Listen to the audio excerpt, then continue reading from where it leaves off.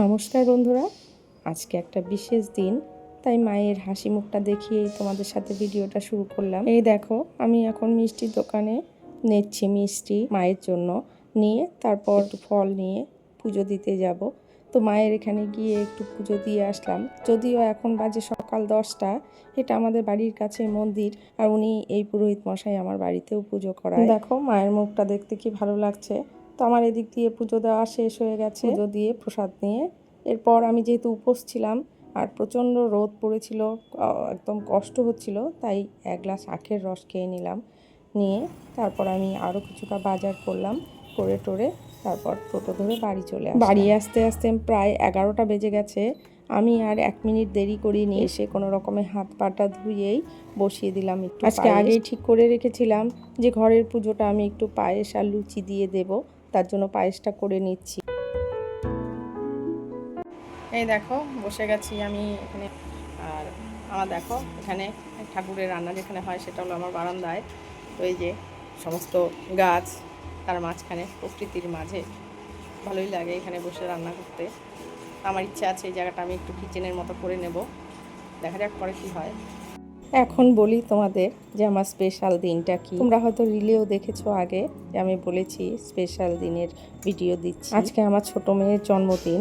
এই দিনটা ছিল 8 সেপ্টেম্বর। তো অনেক দিন সময় লেগে গেল ভিডিওটা আপলোড করতে, কারণ মাঝখানে আবার আমার বড় মেয়ে বাড়ি এসেছিল, ওকে নিয়ে আনতে গেছিলাম, ওকে নিয়ে একটু ব্যস্ত ছিলাম, তার জন্য ভিডিওটা এডিট করে উঠতে পারিনি, তাই আর দেওয়া হয়নি। তো দেখো 8 সেপ্টেম্বর দুপুরবেলা এটা। তো আমি পায়েস আর লুচি করে একটু ঠাকুরকে পুজো দিয়েছি। জানোই তো জন্মদিন মানেই বাঙালির পায়েস। তো আমি ভাবলাম পায়েস যেহেতু করবই, তবে আগে ঠাকুরকে ভোগ নিবেদন, তারপর সেটাই মেয়েকে দেব প্রসাদ হিসেবে। ওর জন্মদিনের পায়েসও হবে আর ঠাকুরের আশীর্বাদও থাকবে। দেবনাথবাবু সকালবেলা সমস্ত কিছু এনে দিয়ে গেছে, দুধ দই এইসব কিছু এনে দিয়ে গেছে, কিন্তু পুরো বাজারটা করতে পারিনি, সেটার জন্য আমাকে আবার যেতে হয়েছে মেয়ের ফেভারিট জিনিসগুলো আনতে। আর তাছাড়া আমি একটু মন্দিরে পুজো দিতে গেছিলাম, দেখলাম যেহেতু 10টার মধ্যে আমার কাজ কমপ্লিট হয়ে গেছে, সকালে রান্না বান্না, মেয়ে স্কুলে গেছে, সব কিছু কমপ্লিট হয়ে গেছে, তাই আমিও একটু পুজো দিতে চলে গেলাম। আর দেখবে এই বিশেষ দিনগুলোতে পুজো দিতে গেলে কিন্তু সত্যি খুব ভালো লাগে, মনটা যেন একটু আলাদাই শান্তিতে ভরে যায়। আর আমিও গেছি, দেখি মন্দিরের দরজা বন্ধ হচ্ছে, তখনই পুরোহিত মশাইকে বললাম, তো উনি একটু ভালোভাবেই মন্ত্র পড়ে ভালোভাবে পুজোটা দিয়ে দিল, আমার খুব শান্তি লাগলো তাতে।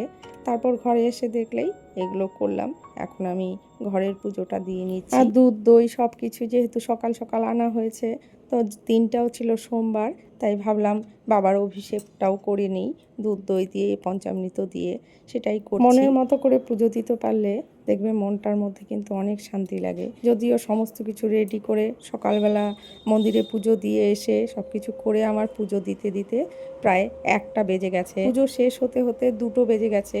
তো আমি ভেবেছিলাম মেয়েকে দুপুরবেলা আরও কিছু করে দেব, ও স্কুল থেকে আসবে 3টের সময়, তার আগেই ওর রান্নাবান্না সমস্ত কিছু করে নেব, কিন্তু সেটা আর আমি করে উঠতে পারিনি, কারণ 2টো বেজে গেছে, এরপর আর রান্না করে সম্ভব হয়নি দেওয়া। আর তাছাড়া ওর বাবাও বাড়ি ছিল না, তাই পরে মনে মনে ভাবলাম যে দিনের বেলা আর করব না, রাতেই যা কিছু করার ওর করব। আর আমরা যেহেতু জন্মদিনটা সেভাবে পালন করছি না, তা ঘরে তো একটু কিছু মন রক্ষার জন্য করতেই হবে।